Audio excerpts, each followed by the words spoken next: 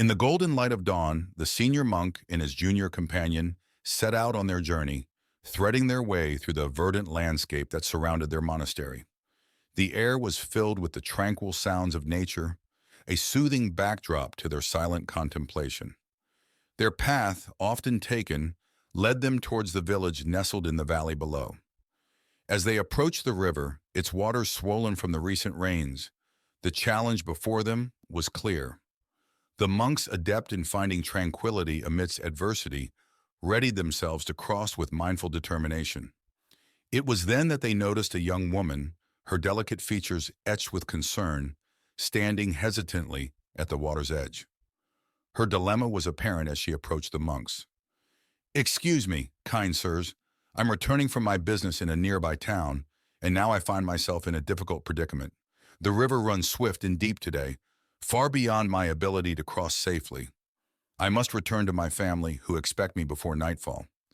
Might I implore you to aid me in crossing to the other side?" Her plea for assistance was met with a moment of silent consideration. Then the senior monk, without a word, approached the woman.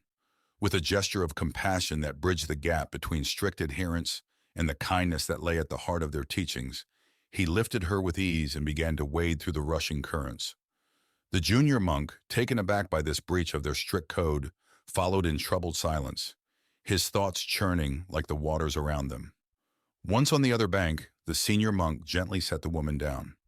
She thanked him with a smile of gratitude, then turned and disappeared into the woods beyond. The monks resumed their journey, the silence between them now heavy with unspoken tension.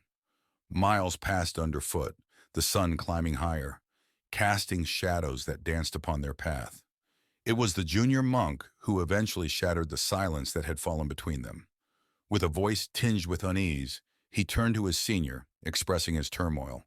"How could we, bound by our vows to refrain from touching women, justify your actions back at the river? Doesn't this go against the very principles we vowed to uphold?" His words reflected a deep inner conflict, sparked by the events at the river's edge.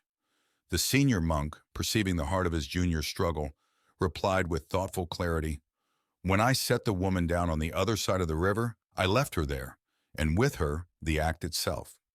It was a moment of compassion, necessary under the circumstances, and once fulfilled, I detached myself from it completely. Yet it seems you are still carrying her and the incident in your mind, pondering its implications and wrestling with its memory. Our practice teaches us to respond to the present moment with compassion and then let go, not to carry the weight of past actions or worry about their conformity to rules when they arise from a place of genuine kindness and necessity." This guidance offered the junior monk a profound insight into the nature of attachment and the essence of their spiritual discipline. It was a lesson not just in the act of physically letting go, but in the deeper practice of releasing mental and emotional burdens, of understanding the importance of momentary action guided by compassion and the freedom found in detachment. The rest of their journey was spent in contemplative silence, each step a meditation, each breath a return to the present moment. The senior monk, with a gentle smile, had imparted a lesson that would resonate long after their footsteps had faded from the path, a lesson in letting go, not just of physical burdens, but of the weights that bind the spirit.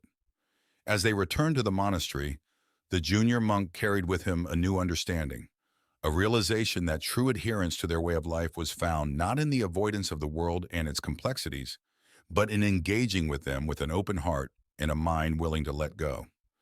The image of the senior monk stepping selflessly into the river would remain with him as a beacon of wisdom, illuminating the true path of compassion and detachment.